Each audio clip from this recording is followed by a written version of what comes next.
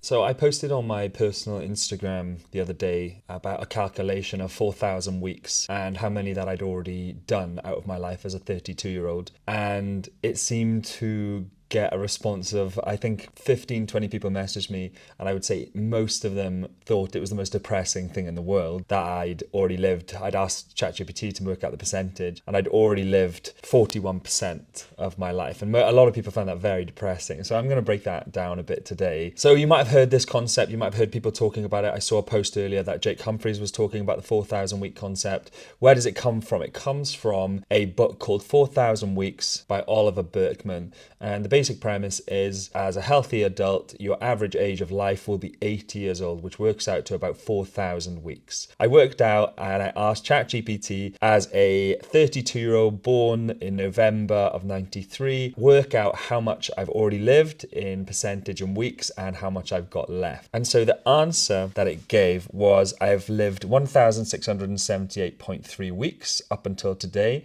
and I have 2,321.7 weeks to go. So the percentage of my life lived is 41.96%, and percentage remaining is 58.04%.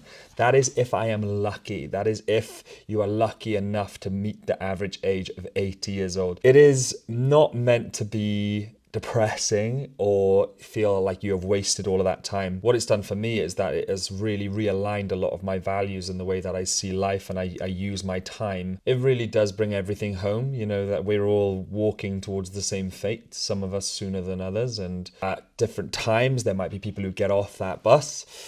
But I think for me, it's really just determines what I value and what I do with my life and how I choose to spend those weeks and that time. He has a few really lovely concepts in the book. I highly advise that everyone reads the book sooner rather than later. He has a lot of really lovely concepts, especially surrounding the use of your time and missing out. And I think there's a few quotes in there that say that there's actually a beauty in what you choose. We're not going to be able to do everything. That to-do list is never going to get done because it'll just become bigger and bigger as you progress through life, and having the acceptance that you will prioritize some things over the others, and that becomes a choice in itself. So if we were able to go to everything all the time, we'd never miss out on anything, so we wouldn't feel what that was like to miss out.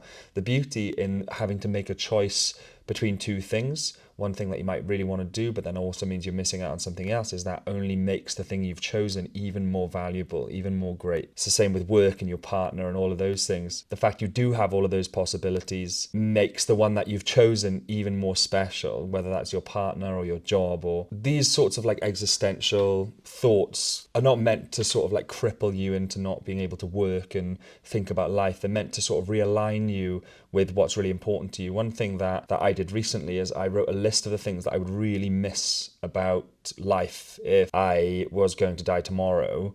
And what you notice on those lists, you write things like, I would miss seeing my friends, I would miss walking the dog, I would miss seeing my family. A lot of the stuff that's on there has nothing to do with the things that you overly stress about in your life, like work and emails and all of those things. In the book, it's really interesting. He talks about his email list. The more efficient he got at answering his emails, the more people emailed him.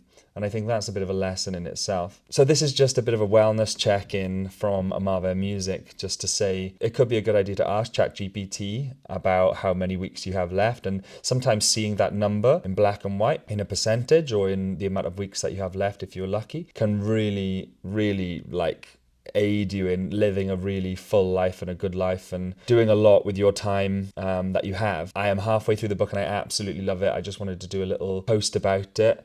And it follows along the line of all the other sort of existential motivation that you'll see out there. Like, I think Jake Humphries was talking about at the age of 12, your kids, you would have spent 75% of your children's lives with them in terms of how much you see them and how much you see your parents. If they're 70, you only have a handful of times left that you'll see them.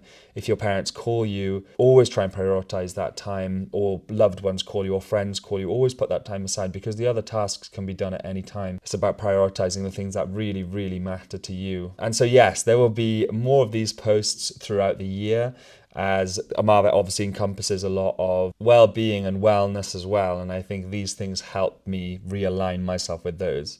And for me, a lot of it behind the kit or teaching or doing workshops, that helps keep me really grounded and focused, and that I am using my time to the best of my ability.